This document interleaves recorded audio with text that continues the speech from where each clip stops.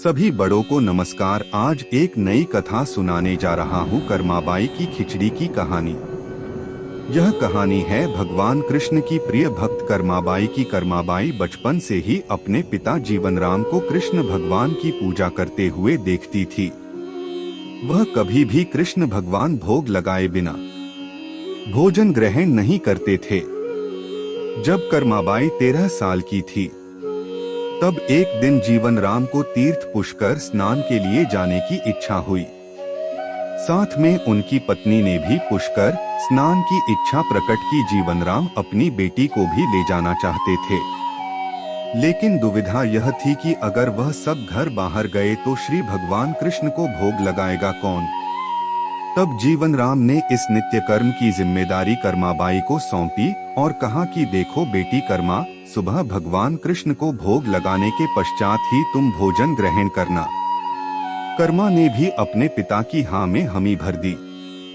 अगले दिन सुबह कर्माबाई ने उठकर सबसे पहले गुड़ और घी डाल के बाजरे का खीचड़ा बनाया और भगवान कृष्ण की मूर्ति के सामने रख दिया और बोली, भगवान मैंने आपका भोग रख दिया है, आपको जब भूख लगे तब खा लेना, तब तक मैं घर के काम पूरे कर लेती हूँ।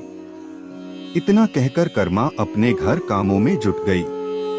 काम करते करते बिच बिच में आकार देखने पर जब कर्मा को ज्ञात हुआ कि भगवान ने अभी तक खिचड़ा नहीं खाया है, तब उसे संदेह हुआ कि शायद खिचड़ी में घी और गुड़ कम है, इसलिए भगवान कृष्ण भोजन ग्रहण नहीं कर रहे हैं।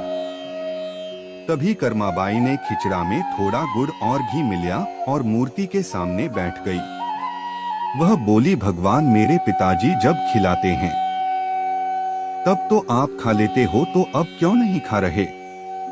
और अभी तो पिताजी बाहर गए हैं, उन्हें आने में बहुत दिन लगेंगे, तब तक आपको भोग लगाने की जिम्मेदारी मुझे दी गई है, इसलिए जब तक आप भोजन नहीं खाएंगे मैं भी कुछ नहीं खाऊंगी। इस तरह जिद पर अड्डी नन्ही कर्मा की प्यारी बातों से कृष्ण भगवान का सिंहासन डोल गया और फिर मूर्ति में से आवाज आई, बेटी कर्मा तुमने पर्दा तो किया ही नहीं, तो मैं भोजन कैसे ग्रहण करूं? तब कर्माबाई ने मूर्ति के आगे अपनी चुनरी का पर्दा किया और कुछ ही समय में कृष्ण मूर्ति के सामने रखी खिचड़ी की थाली खाली हो गई। अब कर्मा रोज सुबह सबसे पहले कृष्णा को बाजरे का खिचड़ा खिलाती और बाद में खुद भोजन ग्रहण करती। कुछ दिनों बाद घर लौटने पर कर्मा के माँ बाप भी कृष्ण की लीला देखकर दंग रह गए। इस तरह कर्माबाई ईश्वर कृष्ण की निस्सीम भक्त बन गई। अपने जीवन के अंतिम दिनों में कर्माबाई भगवान जगन्नाथ की नगरी जगन्नाथपुरी में एक कुटिया में बस गई थी।